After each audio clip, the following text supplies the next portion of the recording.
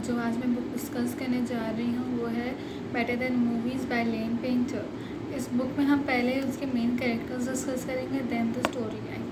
तो इस बुक के बेसिकली दो मेन कैरेक्टर्स हैं और एक साइड कैरेक्टर है। फर्स्ट मेन कैरेक्टर है Elizabeth and then second one is western, और हमारा जो साइड कैरेक्टर है वो है माइकल यंग। सो जो एलिजाबेथ है वो हमारी होपलेस रोमांटिक है। She lives in her own delusional world, create narrative stories about herself. She believes है, उसको हर चीज़ में लगता है कि जो लाइफ होनी चाहिए वो मूवीज़ की तरह होनी चाहिए। और जो वेस्टर्न है हमारा, वो उसका नेक्स्ट डोर नेबर है। They he like to tease her, prank her. So जो हमारा साइड कैरेक्टर है माइकल यंग, वो इन दोनों का चाइल्डहुड फ्रेंड होता है, बट वो काफ़ी टाइम से किसी और सिटी में रह रहा होता है। At the beginning of the third और फोर्थ चैप्टर उसकी री एंट्री होती है। तो स्टोरी लाइन बेसिकली है ये कि जो हमारी एलिजाबेथ है उसकी अम्मी है, her mother has passed away, और वो बिलीव करती है कि जो उसकी लव स्टोरी है, वो जो उसकी आगे फ्यूचर की जो लाइफ हो वो उन्हीं मूवीज़, उन्हीं स्टोरीज़ की तरह हो जो उसकी अम्मी के साथ वो देखना पसंद करती थी। तो जब माइकल की री एंट्री होती है तो उसने अपने डिसाइड कर लिया होता है कि मैं इसे डेट करूँगी, और उनके स्कूल में कोई इवेंट हो रहा होता है। तो वो चाह रही होती है कि वो उस इवेंट में माइकल के साथ जाए। इसके लिए ये हेल्प मांगती है वेस्टर्न की, और वेस्टर्न को बोलती है कि तुम मेरी हेल्प करो माइकल को मुझे नोटिस करवाने के लिए। कि माइकल उससे नोटिस तो करता है लेकिन वो उससे वही फ्रेंड समझता है जो वो चाइल्डहुड में थे। लाइक वो सीली सी, छोटी सी, लाइक उसको वो अपनी बहन की तरह वो ट्रीट कर रहा होता है।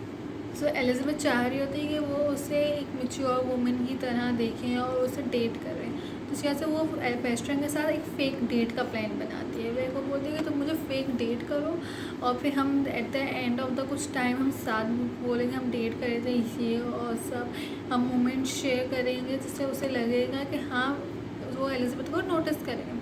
लेटर ऑन वो उसे छोड़ देंगे या वो लोग ब्रेकअप कर लेंगे, और वो माइकल के साथ उस डेट पे चले जाएगी अपने स्कूल की इवेंट में। कि इस प्लान के लिए हाँ बोल देते हैं, हाँ वो अपना प्लान स्टार्ट कर देते हैं। वो वैसे उसे जगह जगह लेके जाते हैं जहाँ पे माइकल होता है ताकि वो उसे नोटिस कर सके। लेकिन जो ये पीरियड होता है, इस पीरियड में इस पीरियड में वेस्टर्न और एलिजाबेथ एक साथ बहुत ज़्यादा टाइम स्पेंड करते हैं, स्टोरी शेयर करते हैं। इसमें वेस्टर्न बताता है कि जो एलिजाबेथ की अम्मी थी, जो मदर थी उसकी, वह एलिजाबेथ की मदर की फ्रेंड थी। लाइक वो बहुत ज़्यादा क्लोज फ्रेंड्स थे और उनको बहुत ज़्यादा पता था उसकी अम्मी के बारे में। तो वो एक कॉमन बॉन्ड शेयर करने लग जाते हैं। एट द एंड ऑफ जब हम बुक में आते हैं तब माइकल एलिजाबेथ को डेट के लिए पूछ लेते हैं और वो डेट पे साथ जाते भी हैं। वो स्कूल के इवेंट में वो as a partner, as a couple साथ जाते हैं। लेकिन जब वो वहाँ जाती है तो उसे वो फील होता है कि जो स्पार्क, जो फीलिंग, जो केमिस्ट्री उसे वेस्टर्न के साथ आती थी, वो वेस्टर्न का जो कंफर्ट होम फील करती थी, वो उससे माइकल के साथ नहीं आ रहा। तो उसमें उसकी माइकल भी मदद करता है, उसको कन्फ्रंट करता है कि वेस्टर्न तो तुम्हें बचपन से ही पसंद करता था, तुम थी जो उसे नोटिस नहीं कर रही थी।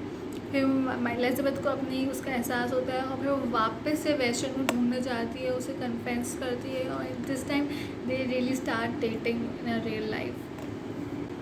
तो ये जो पूरी स्टोरी होती है उसमें हमें पूरी बुक में, तो ये जो बुक होती है उसमें हमें पूरी बुक में जो है ना एलिजाबेथ की ग्रोथ दिखती है कि लाइक उसकी जर्नी, उसकी ग्रोथ, कि जो इस सब में उसकी जो पेरेंट्स के साथ जब उसकी मॉम की डेथ हो गई थी तो उसके फादर ने एक और शादी कर ली थी आफ्टर सम टाइम, बट वो कभी भी उन्हें एक्सेप्ट नहीं कर पा रही थी क्योंकि उसे लगता था कि अब उसे एक्सेप्ट कर लेंगी तो अपनी मॉम की जो मेमोरीज़ हैं, जो फीलिंग्स हैं, उनके साथ वो बिट्रे कर रही होगी।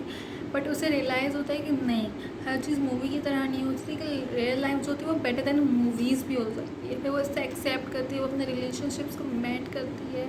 तो एक द एंड ये हैप्पी एंडिंग होती है। बुक में एक और बहुत अच्छी बात लगती है कि जो राइटिंग होती है वो बहुत अच्छी होती है, कि हर चैप्टर के स्टार्ट में ऑथर ने किसी और बुक की एक लाइन या एक कोट लिखा हुआ होता है जो मोटिवेट करता है हमें दूसरी बुक्स पढ़ने के लिए, वो इंस्पायर करता है।